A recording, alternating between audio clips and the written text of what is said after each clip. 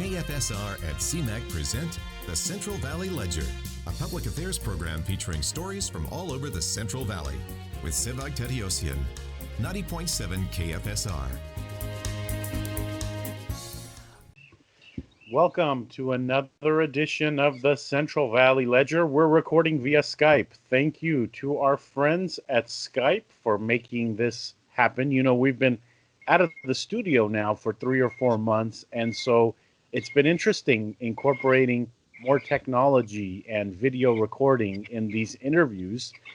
We've learned a lot through the process, but you know, speaking of learning, let's talk to a local poet.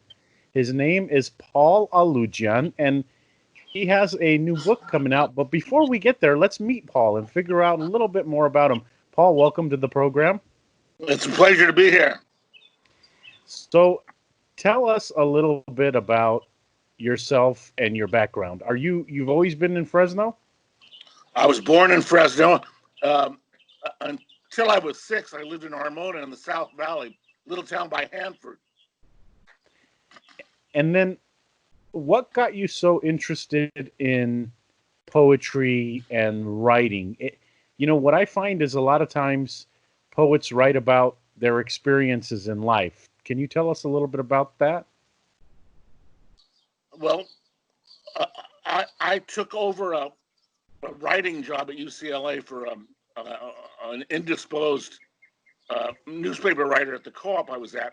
I took over for him when he was ill, and I started reviewing films and concerts, and that was my first writing experience, my junior year at UCLA. So I plunged right into publication almost before beginning to learn the basic things about writing. And then you ended up back in Fresno from UCLA. You could have been anywhere in the nation and world. What brought you back to the Fresno area? My family had moved to a farm 4 miles west of 99, and I couldn't wait to get out of LA and out of the pollution, and I was actually reborn, moving to a farm, 10 acres of grapes, Thompson seedless, and I got my stopped smoking cigarettes and started eating health food for a long time, and started writing poetry. West of 99, that's where I'm at now. I was raised around the central area, went to Central Unified School. So where about west of 99? I was on Polk and West McKinley. Polk and West, you know, we're neighbors. I'm on Clinton and Brawley, so I could practically shout to where you were. So what area of town are you in now? Did you stay west of 99? I'm living in a dead-end street on Cortland and College. Cortland and College, dead-end street. Okay, well, glad to hear. You know, it's interesting. I'm always excited to find people who are west of the 99 because most of the people I know are north and east of 99. So it's exciting to see. So you have had some interesting experiences. You've written about some interesting places. Talk a little bit about some of the interesting places that you've written about. One place that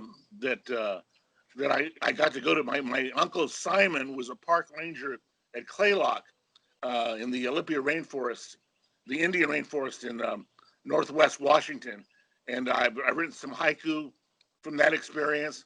And I went to the mountains to firefight one summer, and I think it was in '74. And from my firefighting experience, became familiar with the mountains and started writing about the mountains, a la Gary Snyder. And those are two of the places I started trying to write directly from nature. Interesting that you've been involved in firefighting. With these hot summers in Fresno, I always think about our friends that are fighting fires. And then last year and a few years ago, you had the big fires in the mountain ranges. So interesting. Do you still monitor that? I'm not in the condition to tackle any backpacking. I want to ask you about places like the Wild Blue Yonder. Tell us about that. I got a free pass there for 7 years for jumping out of a birthday cake on one of their anniversary shows. And so that was probably worth several $1,000s in free admissions until the bands got tired of me getting in free. Then I started having to pay to get in. So I got to hear poets like C.K. Williams and Larry Levis and Brazilian artists like Dori Caymmi and Bella Fleck and the Flecktones. All the Wild Blue was, in those days, was large enough to get some of the best music and poetry in the country. I love that you're recording outside. I hear nature, and there's a lot of beautiful sounds out there, and I think it's an airplane flying above you We're now. having airplane interference. How about other places? Talk about other places. The Daily Planet. The Daily Planet was a place to relax before going to the Wild Blue Yonder. Place to have dinner, have a glass of champagne Methodoise, and listen to some live warm-up music to get you in the mood for the Wild Blue. You've seen Fresno change. If you've spent a lot of time here, you've seen it change. Tell us about some of the changes, the major changes that you remember, because I hear from my friends who have been in town for a long time that at one point you could stand at Shaw and see all the way clear towards the mountain ranges. Now it's a little difficult. Well, my view from Shaw was a view of the Starlight Drive-In screen, and there was a swimming pool out there. I think it was called Lakeside, and the town sort of petered out there, and there were no more houses. Can you imagine that? No more houses north of Shaw. Wow, that's incredible. So, actually, as we're recording this, my son has stepped in. Say hello, Joseph. The great thing about recording at home is that, my kids will come in, and so that's wonderful.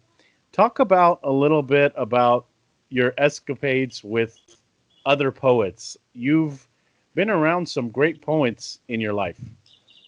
Well, my first contact with great poetry was Omar Salinas, who had studied at Cal State Los Angeles with the great poet Henri Coulette. And while I was studying philosophy at UCLA, and though we never knew each other in Los Angeles, because of our LA experience, we immediately hooked up in the old cafeteria at Fresno State. And Omar and I were fortunate to fall under the leadership of Chuck Moulton, who read us astrology books and got us in the mood for writing poetry. And then he was the founder of the Fresno Poet Society.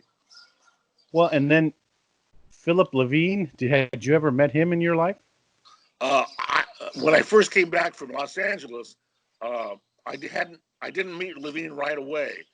I had Robert Mezzi's class first in poetry writing, and then later on I had Levine's class, and I took an independent study from Levine, and gradually got to know Philip over the years, and we both played tennis, and so I would see him at Roding Park all the time, playing with the poet John Weinberg. It's so interesting back then to think about Fresno, and the other person that we always hear was out riding his bike was Soroyan. Did you ever encounter Soroyan out in public? I ran into Soroyan at libraries and art galleries and the old cafeteria, and I would sneak my notebooks to him under the table so no one would know I was showing Soroyan my work. And his feedback was wonderful. They say nice things about Soroyan when he encountered other poets, but I hear he was a little grumpy, man. I don't know. I don't know if you've heard anything like that. I never saw the grumpy side of Soroyan in my life. He was always outgoing, and his humor was devastatingly to the point. So I always ask authors this question, and artists this question, and poets this question. How do you figure out what to write about? I mean, you have a new book, which we'll talk about, and it's called Pomegranate Wine. Beautiful title, but how do you decide what it is you want to write about? An idea for a poem or for a narrative or the structure of a narrative will come to me while I'm swimming in a pool or walking in the neighborhood. I usually am doing something active before my brain starts working enough to begin the the embryo of a poem. So I'm doing something active to stimulate.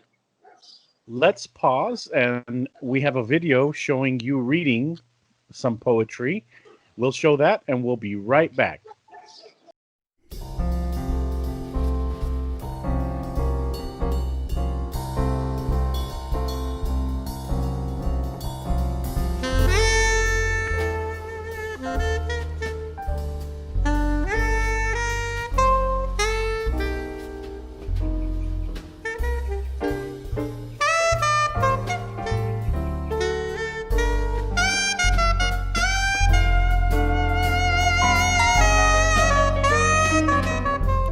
To an ageless waitress.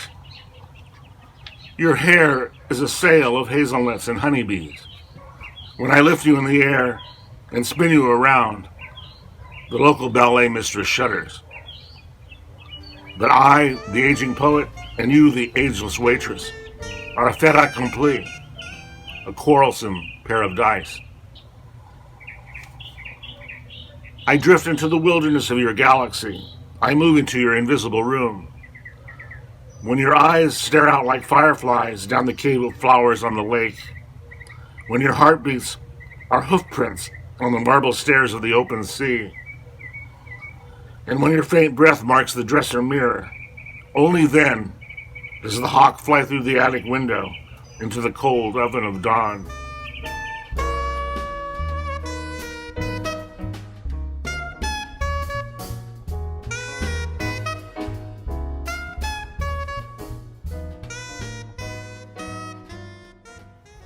Huron Library, Fresno County, 1965, July.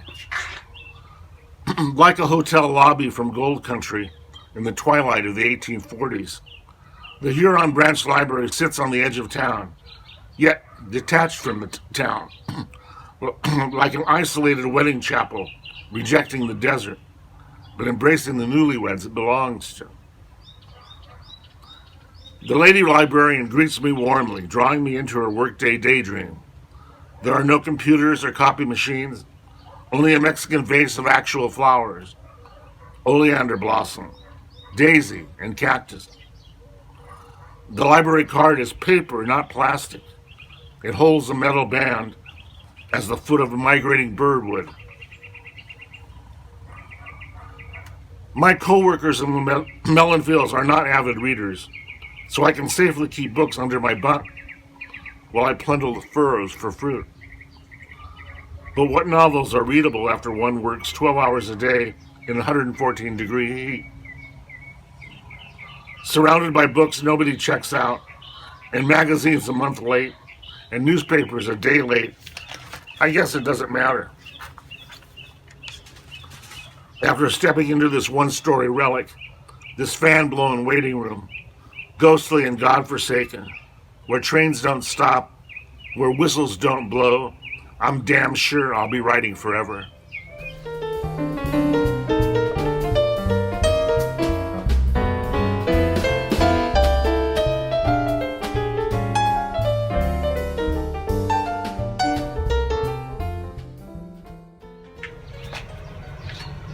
Mallorcan SÉANCE.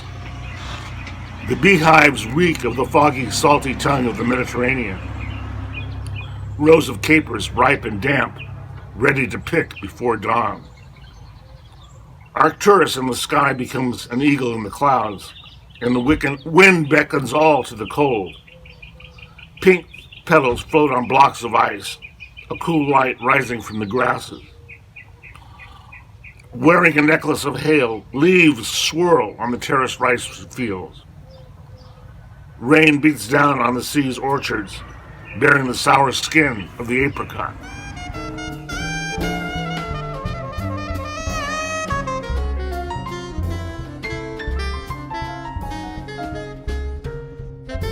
Pomegranate Wine. Your first days on the farm, you seemed lost, without the big city around you. In the shadow of the watered loquat tree, wooden stairs led to a cellar of damp earth and bottled grape leaves. A decanter of pomegranate wine rests on the butane tank. Topless, You run through the dusty vineyard around sacks of raisins, full daylight moon over withered grape stumps and vines. Hours later, canary melon stars reflecting in the rippling canal. You swim naked in the swirling darkness, outracing the German shepherd and golden retriever who gave up the chase. You dry off under the walnut trees and take long draughts of the ice-chilled pomegranate wine, cursing mosquitoes who are uninvited, glaring at me with yellow-green eyes, the color of peeled pistachios.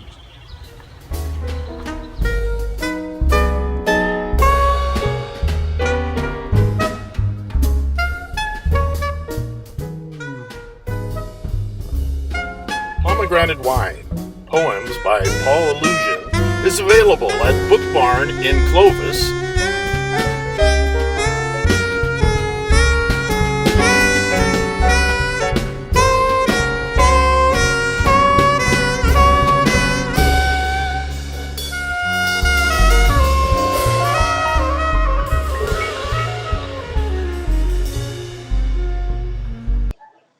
Welcome back. We're here with poet Paul Aloojian. You just heard a video from Paul reading some poetry. So other than this latest book, Pomegranate Wine, had you published books before? I mean, where can we find your poetry? The only other thing I published, except for some magazines, was I was co-author of the anthology Armenian Town, which featured 6 local poets. And that can be, well, that's out of print right now. The title of the latest book that you have is Pomegranate Wine. It's set in rural Fresno area farm landscape. Like other poets and writers from Fresno, you have an agricultural background. How does that play into things? As I said, coming from Los Angeles, I was overwhelmed by the rural aspect of the valley. I hadn't lived out of the city for so many months that I was almost in cultural shock moving to a farm, and I was literally forced back on my own resources to get out of philosophy thinking and to try a whole new subject, and literature and poetry were right there that fit in somehow with the fields and the irrigation pumps, and it seemed to fit right in to the landscape. Anybody else? I know you've come across a lot of popular poets and writers in the Fresno area. Anybody else that you've come across? All the local poets have helped me in my reading. David St. John, Peter Everwine, Larry Levis, Bruce Boston, Roberta Spear, and there were so many good poets out of the valley that it would take me a morning to list all of them. So how do you know when something is done? I mean, I could write and then I'll keep writing and writing and writing, but how do you know when enough is enough and you say, okay, I'm done with this one? A poem is never done. A revision is a sacrificial god that you have to keep feeding. If you think you're done with a poem, the next week you'll find a line that you can squeeze in. It's like a ball of yarn that keeps unwinding. Let's talk a little bit more about poetry. Do you think that writing is becoming a lost art? I mean, I love writing. I love reading. I read every morning. I try to read as much as I can. And I like reading hard copies of books and newspapers. But in your opinion, over the years, is the interest in writing starting to decrease?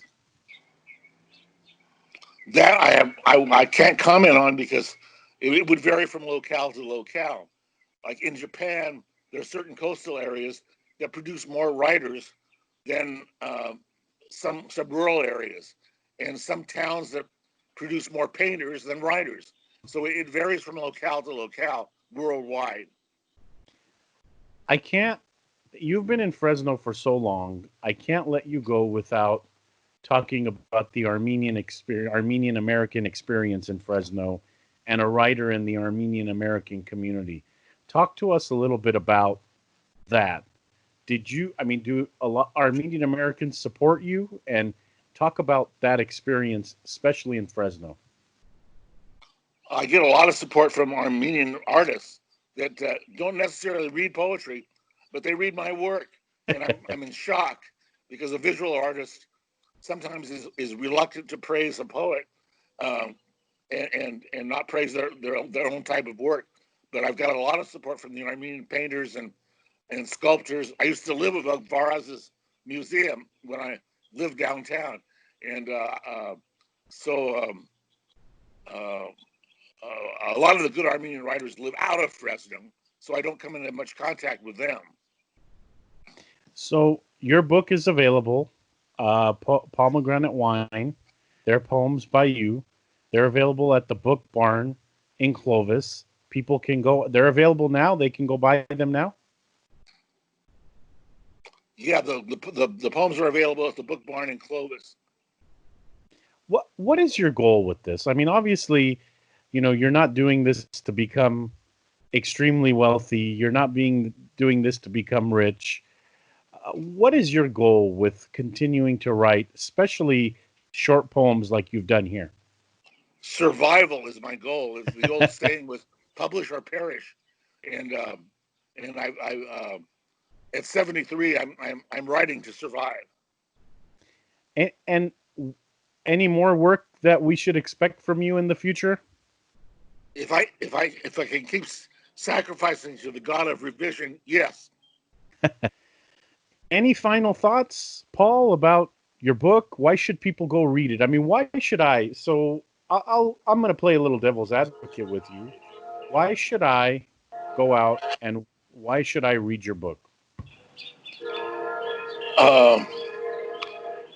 Well, in the shelter-in-place era that we're living in, reading poetry at home is safer than going out to Walmart and buying a banana. Well, thank you so much for joining us. Thank you for providing your work and reading a poem, several poems for us on the show. We look forward to having you back when the studio is open, so you can come in the studio and we'll record some more work with you then. Thank you very much. It was wonderful talking to you. That's all for this edition of the Central Valley Ledger. There you have it, folks. Longtime Fresno resident. He did go out of town for a little bit, studied in the Los Angeles area, but he came back. And he came back, lived in West Fresno, west of 99, on a farm. His family was in farming. He has a book, and I bet you his farming background is the reason why the book is called Pomegranate Wine. It's available at Clovis Book Barn as we speak. That's all for this edition. Tune in next week to a new edition.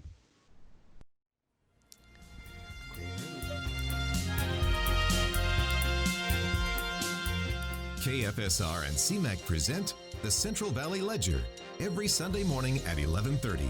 For a complete program schedule, visit kfsr.org.